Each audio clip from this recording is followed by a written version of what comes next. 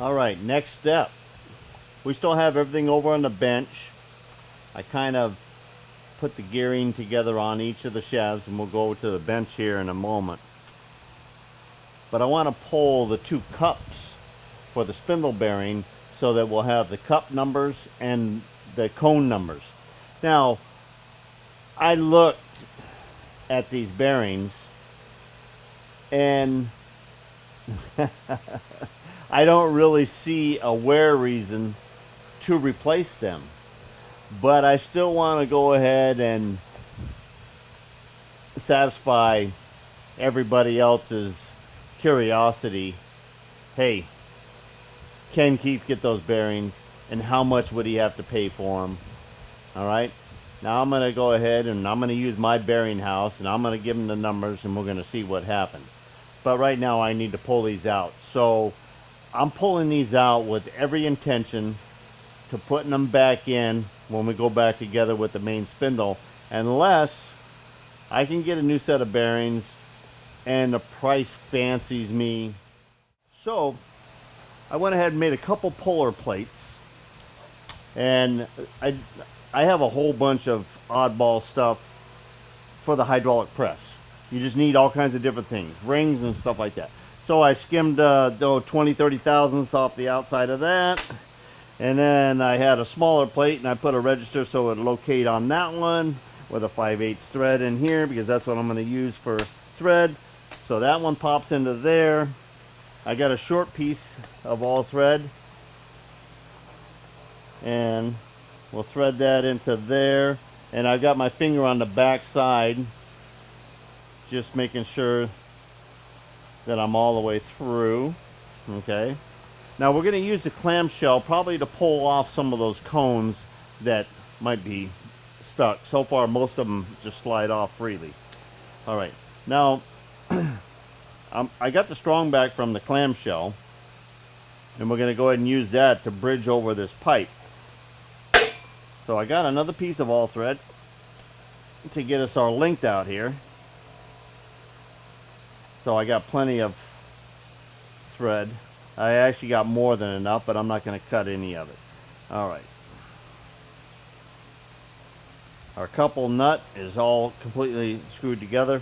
I happen to have a piece of pipe that will give me enough clearance over this, plus some. And then we have the strong back we'll put on here. And I'm just going to let this rest down here for right now.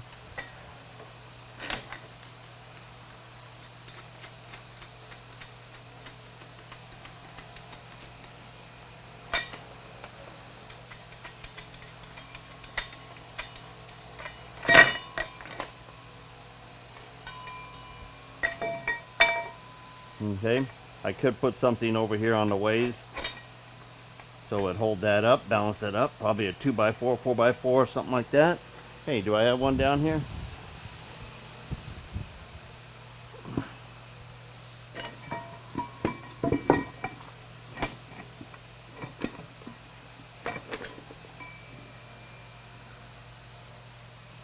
It's almost the right height, a little bit tall, but we'll cinch this down just a little bit. Okay, we're locked in there. I'm going to put just a tiny bit of pressure. We're going to get the plastic mallet or rawhide mallet here.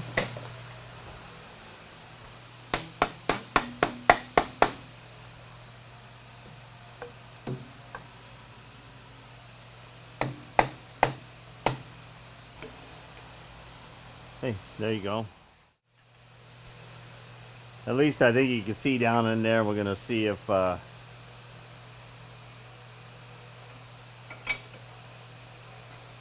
pull it through. Yep, yep. Made its first pop.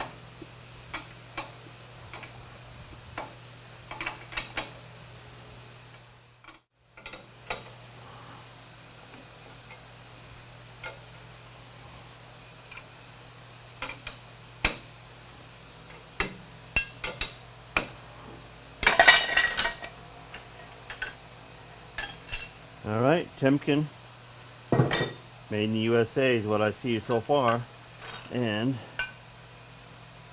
there's the bearing number.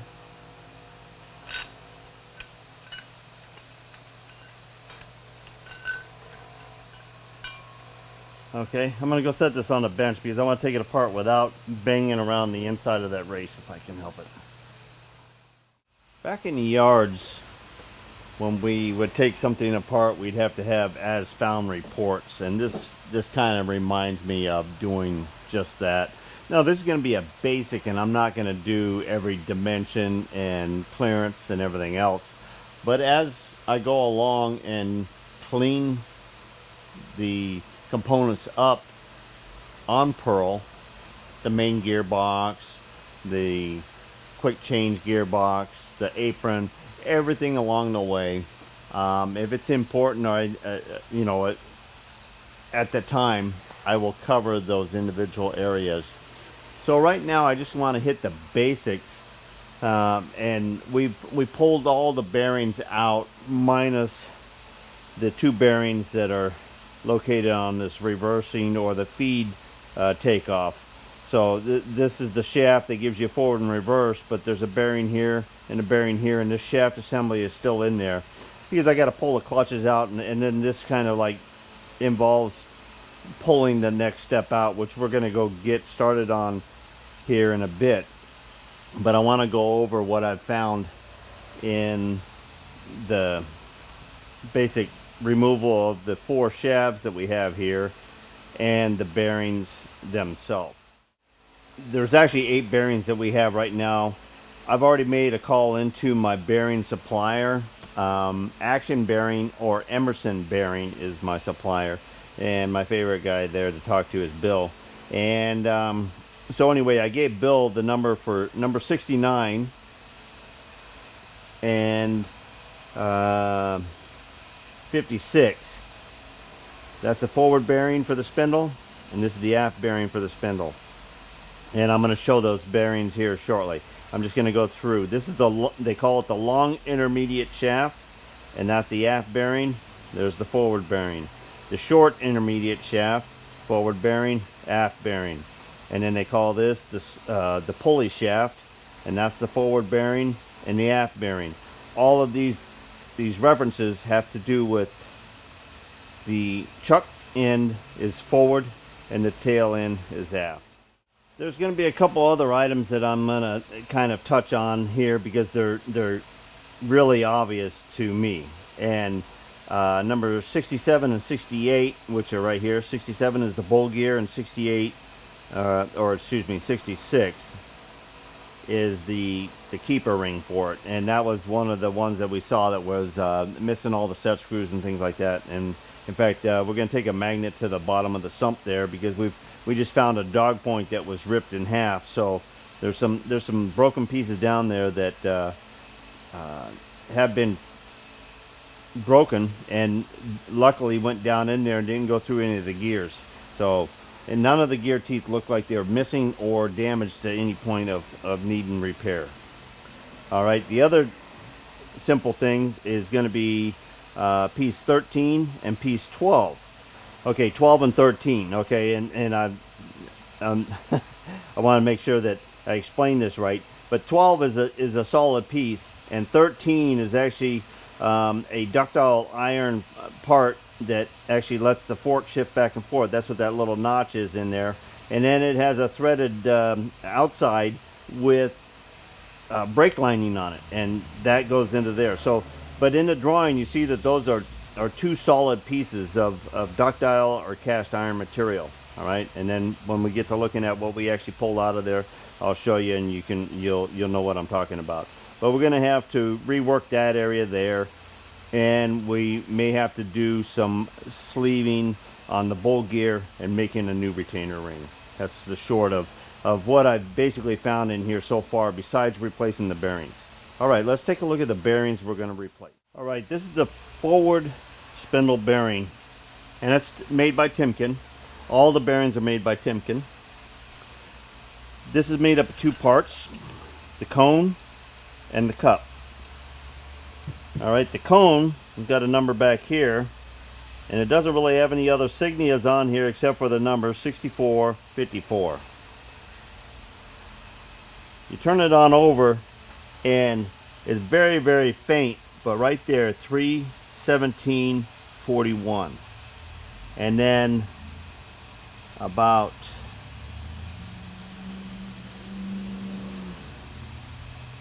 straight across from it there is a little 0. All right, there's really no V or 3 or any marking over here on this side, which normally you'll have something that'll mark a precision bearing. But Bill is looking up, and he knows about machinery bearings, and we talked a little bit about that. But he knows what he's looking for, and he's going to be quoting me on precision bearing and and the plain bearing on the cone. Now the cup, and actually, kind of looking at the surfaces of the cup, and you can actually see, in that reflective light in here, and then this other area right in here. This has got a pretty uniform wear. This is basically stain over here. There's no lip or anything else right here. This is just oil stain. Same thing down here. All right, this bearing is numbered 6420, and there again, there's no markings around here or on the outside or anything else signifying that it's a precision bearing. On this side right here, with an etching pin or whatever they use there, is 31741, and right over here is a little 0 as well. Now, compared to a lot of other machinery that I've taken apart, and it's not detrimental. I'm not seeing any detrimental wear on this bearing race here. For a main spindle bearing, original main spindle bearing, going by the dates and everything else on here, that this is the original bearing of 1941 when the lathe was made. All right, let's go back to the rear bearing of the spindle. Now, this is actually this is part number 56 in the drawing there. It is a 529 cone bearing, and it does have a U, Timken, and an X. This also has a date on here of 2/12/41, and it has another little circle or mark over here. I think, what was that? Oh, it had a 3. It was marked with a 3, which is a precision number used. On the cup, it's a 522, and there's no other markings here except for the V here, Timken, and X there. But this 5, the Roman numeral V and 5, is actually a precision signia on that bearing. This bearing is also dated 1/24/41.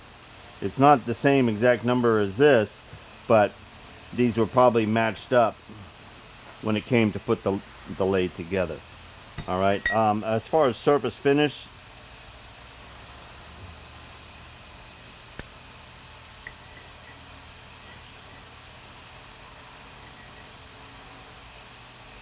I see a couple marks where something rolled in, you know, grit or piece rolled in there over the years, but I don't see any scrapes, cracks.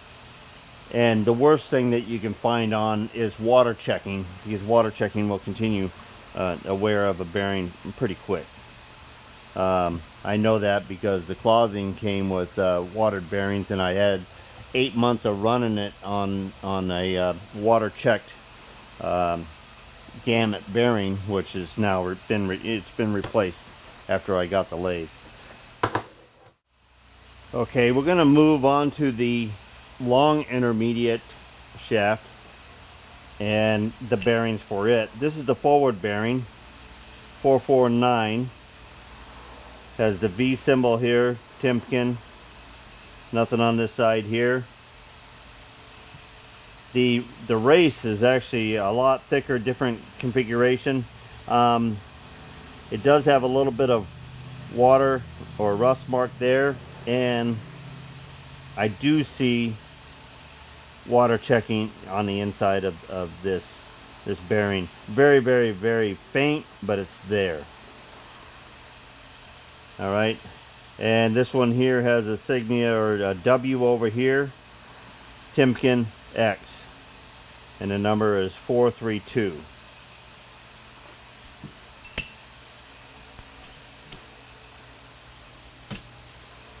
The aft long intermediate bearing is a 3188, and there was no other markings on it except for Timken X. The cup, Timken X, 3121.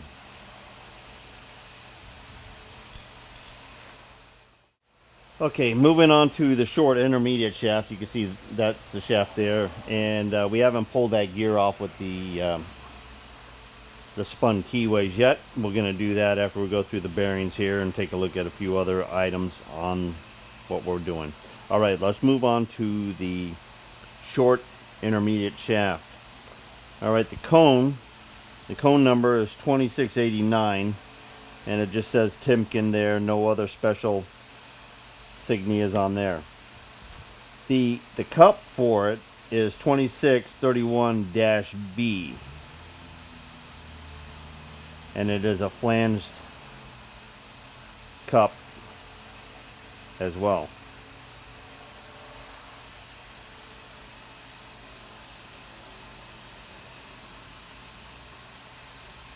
There is a slight bit of moisture checking on the inside of that bearing race as well. The aft bearing for the short intermediate shaft, the cone is 2689, Timken, no special insignia. The cone or the cup is Timken, 2631, no special markings on it. And these smaller bearings, I didn't see any dating on the bearings themselves either. All right, the pulley shaft, I had the bearings over there, so I'm going to set that one there. And this is let's flip the page here. Okay, the cone is 3188, and it's marked Timken X. And I don't know if that's I don't know if the X actually was just part of their name that they wanted to add in on some of their bearings, or if the X was a Roman numeral 10 or meant a certain classification of bearing. And I leave that up to Bill to determine on it with the information I give him. The cup for that is a 3120B, and you guessed it, it's also a flanged cup, marked Timken. The aft bearing that's closest to the pulley itself is a 2785, just plain Timken, no other markings on there. This bearing actually has a little bit of coloring on the bore of the bearing. I think it was just you know, slightly loose on there, or I think the preload on the bearings were a little loose as well, and we're going to be looking into that a lot, and what the required preload is, and we're going to be setting each shaft, probably installed individually. All right, the cup or the aft bearing, 2720, and no other markings on this race at all. A Timken. Okay, so those are the 8 main bearings in the gearbox. Okay, I want to jump in here and talk about bull gear and bull gear ring. The bull gear is bringing the low speed into the shaft, and the ring that holds it is right here, and it actually fits in this area. Remember, this is down a little bit because the forward bearing is not in place, so this slid down, but this is supposed to set in here, and I believe it should be a little tighter. This is a retainer ring, so we need to make a new retainer ring that's going to fit there, and then we need to locate and time those set screws, because they aren't equal all the way around. They are set in a certain pattern, and you got to make sure that they slide on and you don't have them flipped over or backwards, because it can make a difference on the location and the face that it's thrusting against the bull gear. All right, that's it on that retainer ring. Now the bull gear itself, you bring it up here, but I'm actually able to, I can feel the rock on there, and I could actually feel that a little bit when it was in place. Now I've already taken a file and I can groove this ductile material, and I will be looking into how I'm going to sleeve the bore of this and keep it in line. So we're going to be taking pins and we're going to be dialing in the pitch of the gear teeth and everything to make that run perfectly true, to reclaim the bore down as close as we can give it clearance and not have an issue with it, a run out issue. All right, so this is going to be one project that's going to be coming up, and we're going to be playing with that. I brought over from the back there, I brought the pulley shaft out here in the front so that we could see this much better on the camera. I'm going to pull the shaft out. The shaft actually comes through and pins to this rear section of the brake, and that 13 is actually called the brake cone plug, and then 12 is the cone. The cone is stationary and it presses in and comes up against the back of the race there of the forward bearing on this shaft, but it doesn't spin. The cone plug spins, and then it has a fork in here. Before I forget, the rod actually is pinned here, and the brake and the clutch, properly adjusted, work together in combination. And I'm going to pull the cone off of here itself, and I'm going to set the shaft back there. We don't need to have that. This is the stationary cup, and you can see coloration in there, lighter and dark, where it was rubbing and where it's not rubbing so much. And then you look on the plug itself, and you can see a couple light grooves in there. They're like wear grooves, or indicators that this material needs to be replaced, is my guess.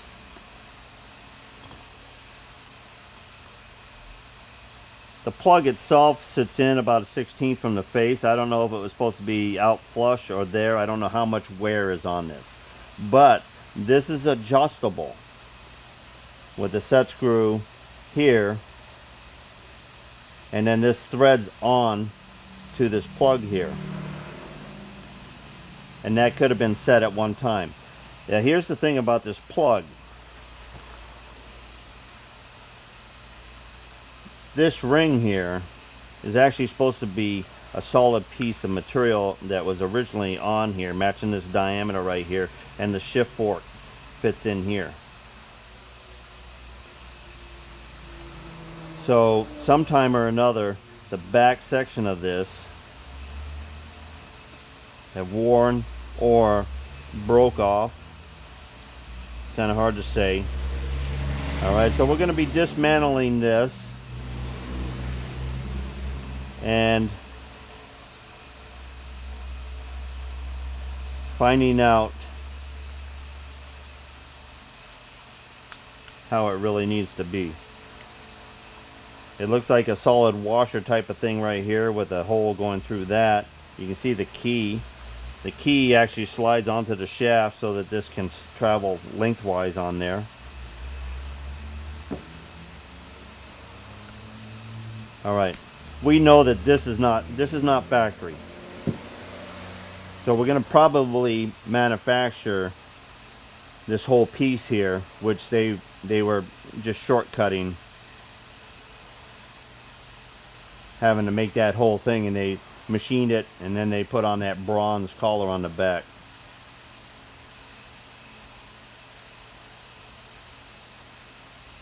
Really not hack and tack, but it's more like junkyard war. I lightly screwed a clamshell in behind this bearing because I want to, I could possibly put something behind this one and press that, the spacer in between, and that off of there, but I don't know. I don't know the shape of this or whatever's going to come off of there, and if it's going to come off and slightly gall the shaft or whatever, I can pick any direction around there. I can't see if it's lined up or not lined up with the original keys because I don't know where that is, and you can't see in there. All you can see is the two pieces of key that are broke off inside the keyways themselves in the gear. So they're held in there. They're not really they're not moving. So, but I did set it up like this, and I tapped it right here with the plastic mallet, and it slightly moved, but I don't want to force it any more than that. I don't expect this thing to come off hard, so I'm going to go over to the press now and put it in there, and we'll press that shaft out. All right, let's fire this baby up.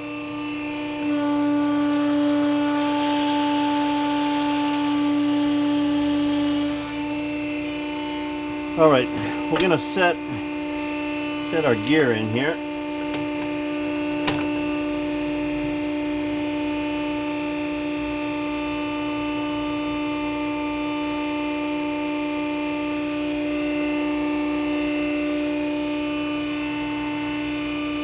I like setting it up like this with support the full length of the width of this span here, instead of turning it sideways like that and pressing like this. Just my preference, if you were wondering why I set it up that way. I think it helps hold the inside of the clamshell as much as the outside. All right, and hey, we guessed at that right. This is an old winch shaft here. You can see the old keyways and stuff, but it was a good piece of bronze, so I save it and use it here. All right, I like a catch bucket underneath there. I am going to reach underneath and hold it, but I do have a catch bucket as well.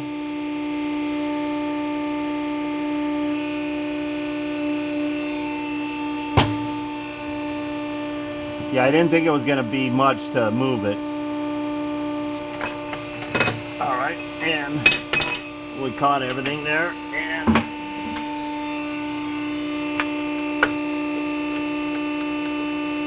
all right, I got the components here. Looks like a little galling inside there. There's the wear ring right there, and that gear surface looks good. That's a little galled right there, and you can see a key in there and a key in there.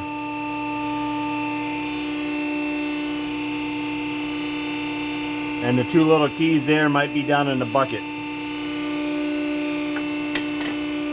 Well, here's one.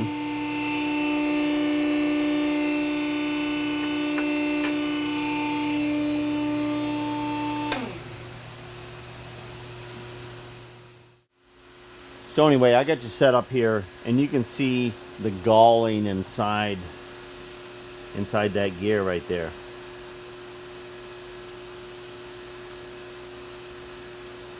All right. I just, first instinct is to go ahead and set this up, indicate it, 4-point it with pins in the teeth there, and a good face, and then come in with a little tool post grinder or a little grinder and reclaim that bore if it's too hard. I haven't checked it with a file or whatever. Okay, so we were looking at that galling, and I think that I'm going to be able to dress that with a grinder or a tool bit if this is not hard enough to cut. We don't know yet until we check it out. This is the shaft here, and you can see there is some galling. Same area. Now here's the key. There's one that's broken off.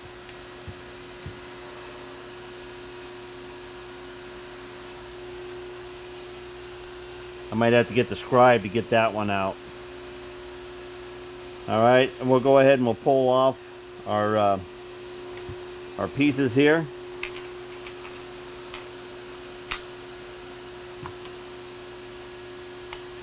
This other side is slightly moved. Its keys are fine. So we're going to pull that off of there, and then we're going to get a good look at this shaft. We might be manufacturing a brand new shaft. This is pretty much a straight spline. It's one of the easier splines to go ahead and cut. And then we'll just compensate this diameter for the new bore once we clean that up. That would probably be the easiest way to go ahead and remedy this. And then, of course, cut 2 new keyways in there and make the keys accordingly to fit that. I just hit both of these with a file, and I can put a little bit of a groove in there and a little bit of a groove in there as well. And I even hit the outside of the spline area here, and I think I am putting a groove in it. This amount of material damage here and this amount of material damage here is pretty much, I think it's going to constitute a new shaft being made. Why these keys sheared off, I don't really know, but I do see a little bit of taper on these keys. Let me get the calipers and I'll just...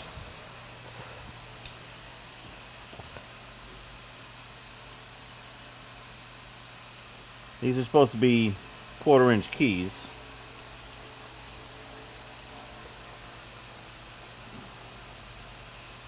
And that's the shear side.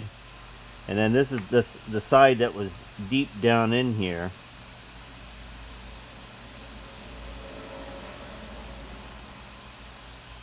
Like 237.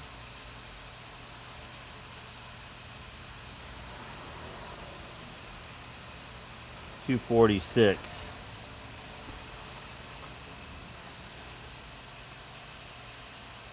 Keyways that are straight across from each other. You know, we even, every once in a while I'll get a high performance engine and we'll have to put keyways straight across on a crankshaft for the harmonic balancer.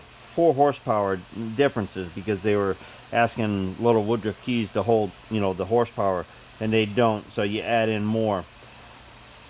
The only thing that I could think of is that because I don't see any damage on the lathe itself where it might have crashed big enough time to do it. But hey, who knows? It could have hit something and then caused it all at once. But that's highly unlikely. I believe that these keys will probably fit in here, and then this just went back and forth enough times, and then, you know, and these were rocking in there, and they had loosened up probably to a point, and then it sheared off after a period of time. It is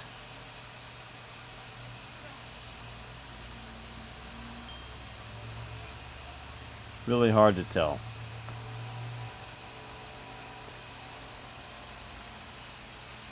Anyhow, that's our conclusion of our inspection on what's obvious right away and the things that we're going to have to do to square it away. All right, we got the text. Our new motor is on its way, and tomorrow we get to talk with Bill at Aft Bearing, and we'll find out if he come up with anything. I'm going to let you know what the bearings will cost me and which ones I'm going to go with. All right, until the next time, get her done.